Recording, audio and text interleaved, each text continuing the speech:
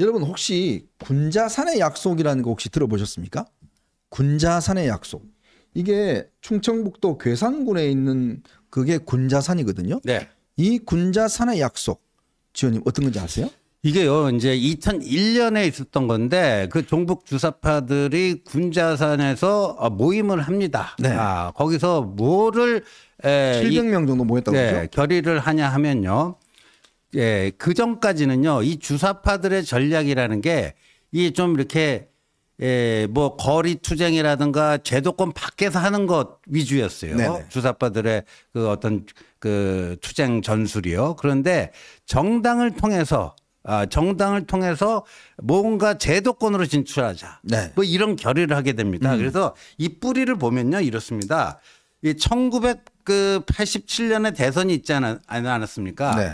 그때 이제 좌파 운동권이 세 가지로 갈라집니다. 김대중에 대한 비판적 지지파가 있고, DJYS 후보 단일화 추진파가 있고, 네. 그 다음에 이제 그때 백기환 씨를 민중 후보다 해갖고 독자 세력파가 있고 그랬잖아요. 근데 이제 이 독자 세력파는 이게 뭐는 NLP 할 때 PD 계열이에요. 그래서 나중에 이 백기환 후보의 그걸로 뭐 민중의당, 뭐 민중당 뭐 이렇게 만들어지는데 이때는 주사파들이 이 민중당에 참여하지가 않습니다. 그리고 그 이후에도 민노당 보면은 노회창, 심상정 이런 PD파 출신들이 정당을 하고요. 네. 주사파는 그때까지만 하더라도 통일 전선이 중요하지 이런 정당 하면은 오히려 이게 뭐 전선이 교란된다 해갖고 굉장히 비판적이었어요. 네. 근데 이때 2001년 군자산의 약속 그걸 통해서 노선 전환합니다. 아하. 저기서 그래서 민노당을 쳐들어가서 민노당을 말아먹자. 민노당을 말아먹자. 그러니까 저 이후에 이제 민노당으로 많이 침투해 들어갑니다. 네. 근데 아시다시피 NL 주사파가 PD파보다 뭐가 많아요? 쪽수가 많아요. 네. 그러니까 노회찬 심상정이 주인이었던 그 민노당의 당권을 이제 주사파들이 가져오는 거죠. 그런 거죠. 예. 이게 이제 보시면 알겠지만 저게 바로 이제 700여 명이 군자산의 이 한 리조트에 모여서요. 결의대회를 하는 겁니다. 그러면 3년 내에 민주정당을 건설하고 10년 내에 연방통일족을 건설하자. 여러분 이제 NL과 PD의 큰 차이점은요. PD는 주로 이제 국내적인 어떤 노동계급의 어떤 이걸 통해서 혁명을 이루자 이런 것이고요.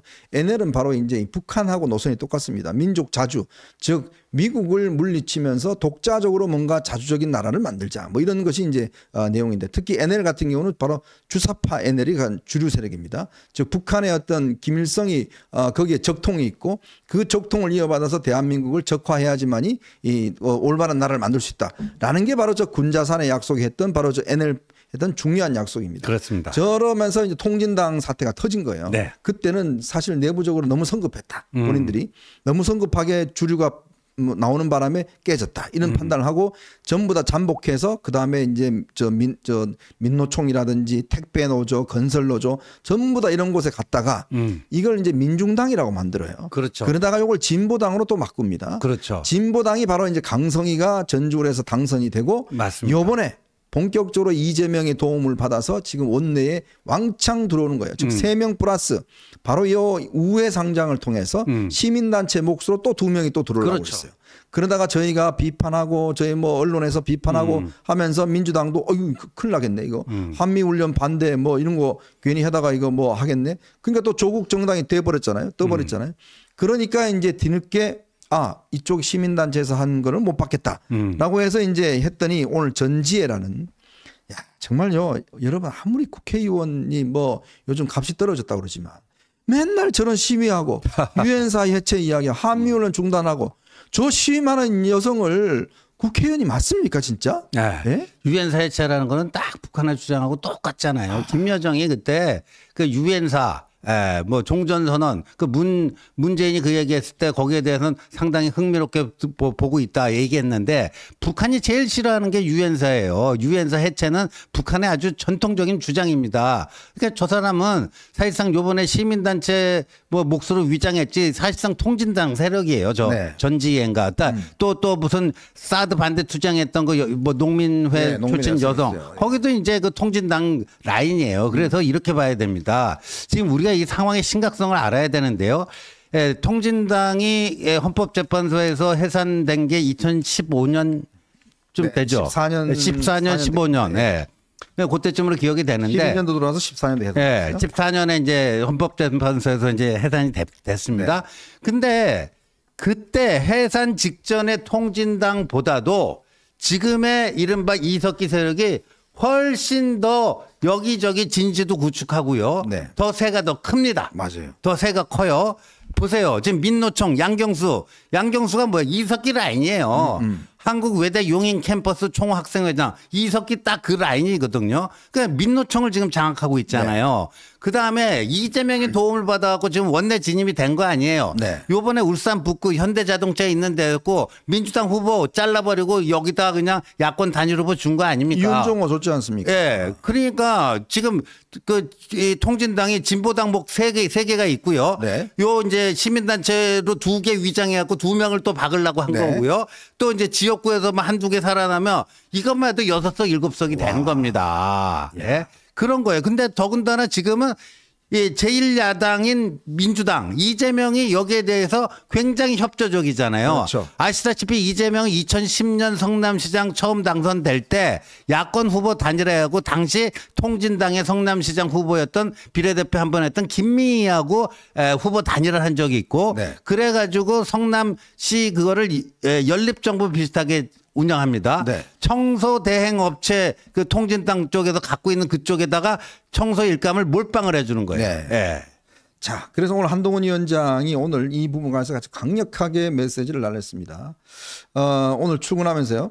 민주당 공약이 반미 종북 한미연합사 해체, 한미연합훈련 중지인지 궁금하다. 그런 분을 제1당의 비례 1번으로 신원 보증해서 국민에게 1번 메뉴로 드리는 것이다. 그분의 정책을 민주당이 공감하고 밀어주겠다는 뜻을 수밖에 없다. 그 점에 대해서 답해야 한다라고 오늘 이야기를 했는데 오늘도 진보당은 또 한동훈 위원장을 선거법 위반으로 고발을 했습니다. 자기들은 종북이 아니다. 그럼 하면서 참 택도 없는 지금 고발하고 있는데 자, 이 부분을 정말 이번 선거에 저희가 프로그램에 세운 건국전쟁에 난 바로 이유가 바로 여기에 있습니다. 네. 이런 걸 국민들에게 좀 알려야 됩니다. 왜냐하면 지금 보면 여러분들 한번 보십시오. 맨날 시위만 하던 그것도 반미 종북 시위만 하던 이 작자들이 국회에 내려 들어와서 그들이 할 줄 아는 게 뭐겠습니까? 법안을 만들겠습니까? 뭘 하겠습니까? 맨날 시위하고 정보 빼내고 어디 저 정보 인가증 받아가고 정보 빼내가고 지난번에도요 서른 의원 사무실에 있던 그 보좌관이 말이죠. 맞아요. 이 2급 그 상당히 이제 그 기밀 인가 받아갖고 정보를 700건을 빼냈습니다. 아. 우리 이지삼 뭐 700건을 빼내서 지금 국정원에 내사를 받고 있어요. 자, 이런 일들이 벌어지는 겁니다. 그리고 또 군 관계자 불러갖고 막 설명하라고 그러고 자료가 가져간다고 그러니까 막 자료 못 주겠다고 그러고 싸움 나고 이런 일까지 막 벌어지는 거예요. 공공연하게. 근데 만약에 이들이 들어오면요. 6명만 들어오는 게 아닙니다. 보좌관 9명씩 들어오잖아요. 그럼 몇 명이 들어오는 겁니까? 그렇죠. 그들이 들어와서 국회를 설치고 다닌다고 생각을 해보십시오. 그래서 오늘 그 전지혜가 자진사퇴했다고 이걸로 끝내서는 안 됩니다. 끝내서는 안 되고 뭐냐면 거기 또 한 명 있잖아요. 또 이름이 기억 안 나는데 그 농민 네, 사드 반대 추정했던 그 선봉대 사람이 있고요. 그다음에 원래 진보당 몫으로 좀 세 명이 손솔 들어와 있죠. 뭐 있잖아요. 거기 네. 완전히 다 이 통진당 저기들 아닙니까? 네. 그러니까 이 사람들 통으로 이걸 다 쳐내지 않으면은 종북 세력들에게 지금 판 깔아주고 이제 숙주 역할을 하는 이 이재명 당. 네. 그 조국단도 도찐개찐 아니에요. 어제 문성근이가 그 또 김일성 사진 지 아버지랑 같이 찍은 사진 올리는 거 보세요. 황당하더라고요, 예? 진짜. 그러니까 이 조국당과 이 이재명 당은 도찐개찐입니다. 그 범죄 혐의자당 범죄당 피고인 연대 방탄연대 이런 거에서도 그렇지만요. 이념적으로도 종북이란 점에서 도찐개찐이에요. 예. 참 오늘 또 정말 참 황당한 일이 벌어졌는데 오늘 조국이가요. 22대 국회에 들어가서 첫 번째 행동할 것은 한동훈 특검법을 발의하겠다. 이렇게 이야기를 했습니다. 오늘 제가 비례대표 신청을 했어요. 이 한동훈 특검법이란 뭐냐면 한동훈 그 위원장의 그 딸 있지 않습니까? 그 관련된 뭐 여러 가지 그것들을 특검을 해갖고 밝혀내야 된다. 그러니까 나도 당했으니까 너도 당해라. 뭐 이런 거거든요.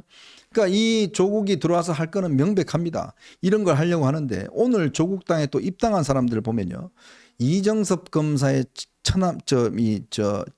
처남댁 있죠. 지난번에 무슨 강모 아나운서인가요? 네. 여기 또 뭐 입당을 했어요. 가수 뭐 리아도 입당을 하고 온갖 범죄자들 입당. 황운하 또 이번에 비례 신청까지 했습니다. 그러니까요.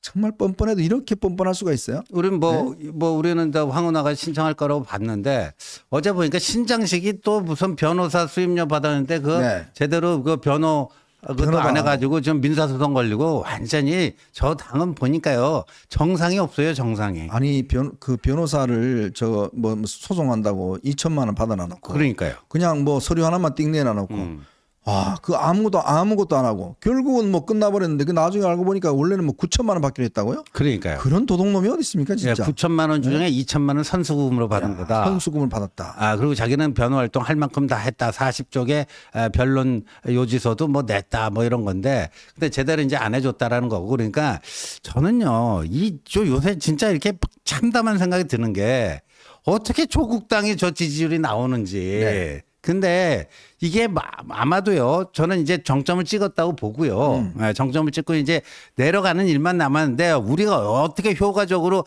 공격을 해갖고 좀 빠른 속도로 좀 하방을 시킬 것인가 그거를 이제 해야 되는데 이 한국 정치사에서 이 조국 신당 뭐 이런 이른바 뭐 돌풍이 분다. 가장 괴기스러운 현상 아니겠습니까? 이거 진짜. 4년 7개월입니다. 조국 사태가 첫 번째 일어난 부터 지금까지 4년 7개월 동안 대한민국은 조국이라는 유령에 잡혀 있었습니다. 자, 그러다가 이제는 조국의 강이 아니고요. 이제 조국의 바다, 늪에 지금 빠져들어가고 있는 겁니다. 온 국민이 빠져들어가고 있는 거예요. 이 조국이라는 정말 뻔뻔한 거짓말쟁이, 내로남불의 어떤 화신, 그다음에 법치 파괴자, 이런 사람이 이제 나와서 정당을 만들고 이제 공천까지 하겠답니다. 오늘 보니까요. 조국 혁신당에 공천 신청한 사람이 101명이에요. 네. 101명이 공천 신청을 한 것인데 저는 더 황당한 것은 지금 조국당이 이렇게 지지율이 나온다는 거는 결국은 저는 그 국민들한테 한번 묻고 싶습니다. 정말 아무리 윤석열 정부가 싫고 아무리 하더라도 어떻게 저런 범법자, 저 정도 범법자 하는 거 문제 없다는 이야기입니까? 아니 대한민국이 민주주의 사회인데 저런 법치주의를 어긴 사람은 괜찮다는 이야기입니까? 저는 정말 그런 분들하고 한번 좀 이 이야기를 좀 하고 싶어요. 과연 본인들은 저런 범죄 저질러도 되는 것인지 아무 문제가 없는 것인지 그걸 용인하는 것인지 저는 여기에 첫 번째 책임자는 법원에 있다고 봅니다. 그래서요. 저는 이제 어떤 생각이 드냐면요. 한명숙이 건설업자 한만호 씨로부터 수억 원의 불법 정치자금 받아갖고 징역 2년이 대법원에서 확정됐잖아요. 네. 그때 문재인이 가서 뭐라고 그랬어요. 한명숙 총리는 뭐 역사의 법정에서는 무죄입니다. 그랬잖아요. 양심의 법정. 양심의 법정에서는 무죄다 그랬는데 이게 똑같은 게 지금 조국이 뭐라고 그랬어요. 이제 2심에서 지난 2월이었죠. 2심에서 이제 1심하고 똑같이 실형 2년 선고받고 나왔고 비법률적 명예회복을 할 수밖에 없다. 네. 그래갖고 이제 이 조국당을 만들고 자기가 이제 비례대표하고 배치 달겠다는 거 아닙니까? 그런데 조국이 이제 앞순위로 갈 거 아니에요. 당선 안정권으로. 네. 그러니까 조국이 배치가 되는 거예요. 근데 여러분 한번 생각해 보세요. 조국이 2심에서 징역 2년의 실형을 받은 사람이 대법원 확정 판결 안 나온 틈을 이용해 갖고 국회의원 배지를 달고 그럼 조국이 상임위원회로 어디로 가겠습니까? 법사위 갈 거예요. 법사위. 법사위 가겠죠. 당연히 법사위 가죠. 그래갖고 막 어떻게든지 이제 자기 대법원 확정 판결을 연기시키고자 별의별 수를 다 쓸 텐데 야 이게 말이 됩니까 이게? 더군다나 첫 번째 하는 일이 한동훈 특검법을 만들겠다는 거예요. 아니 지가 법원 가서 저렇게 실형을 받았는데 뭘 한동훈 특검법을 만들겠다. 그러니까 국회를 자신의 정치 보복의 어떤 목적으로 쓰는 거예요. 참 그거는 저희가 정말 이 조국 혁신당의 실체, 조국 범죄당의 실체 이거를 국민들의 정말 우리가 좀 해줘서 국민들이 좀 이게 느끼시도록 정말 민주주의를 원하는 민주주의 사랑하는 국민이라면 조국 범죄당 지지할 수가 없죠. 그렇죠. 어떻게 저런 당을 저런 인물들을 지지하겠습니까? 뻔히 징역 3년 나왔는데 또 국회의원 하겠다고 지금 신청한 저 황운하 있는 정당. 지금 저 음주에 무면허 운전 전과 사범입니다. 그런 사람이 지금 영입 인재 1호예요. 만약 여러분 생각해 보십시오. 저 음주운전한 자가 만약에 여러분들의 가정에 어떤 피해를 입혔다 그러면 어떠시겠습니까? 그런 사람이 지금 국회에 나가서 국회 활동을 하겠다는 거예요. 이거는 근본적으로 우리가 용납할 수 없는 일이다. 우리 사회가 정말 아무리 양극단의 어떤 저기 치열하지만 이것까지 용인하면 대한민국은 여기 살 수 없습니다. 국민들이 정말, 예. 이렇게 법치가 파괴된 나라에 어떻게 살겠습니까? 이건 뭐 민주주의의 실패이고 법치의 파괴고, 야. 저는 정말 이 법원이요. 정말 저는 정말 이 판사들 정말 저는 정말 정신 차려야 됩니다. 어떻게 징역 2년 받아서 법정 구속 안 해갖고 이런 일을 만들어 줍니까? 재판을 4년 동안 질질 끌다가 결국 이런 일 만들어 주는 거 아니겠습니까? 다 법원에 지금 판사들이 그 똑똑하다는 판사들이 이 짓거리를 하고 있는 겁니다. 그러니까. 네. 정말 우리가 판사가 사회의 마지막 보루라고 그러는데 이게 마지막 보루가 아니라 문제 출발점이에요. 조국 1심 재판 3년 2개월 걸렸어요. 그 과정에서 김미리 부장판사라는 그 여성이 말이에요. 공판 준비 기일만 그냥 축축 늘어뜨려 하고 나중에 이제 뭐 제대로 된 심리 들어갈 때니까 또 병가 내고 떠나고 뭐 하고. 지금 김미리 아직 법원에 있죠. 예. 그런 작자가 아직 법원에 있습니다. 판사를 하고 있습니다. 그런 사람들에게 우리 국민은 심판을 받고 있습니다. 이런 부조리들을 빨리 우리가 하기 위해서는 어쨌든 간에 이번 선거 정말 이겨서 이런 어떤 자들에 대한 정의가 뭔지, 불법과 그다음에 이 편법과 이 내로남불의 정의가 아니라 정말 제대로 된 정의가 뭔지 이번에 우리가 좀 보여줘야 되겠다, 이런 생각이 많이 듭니다.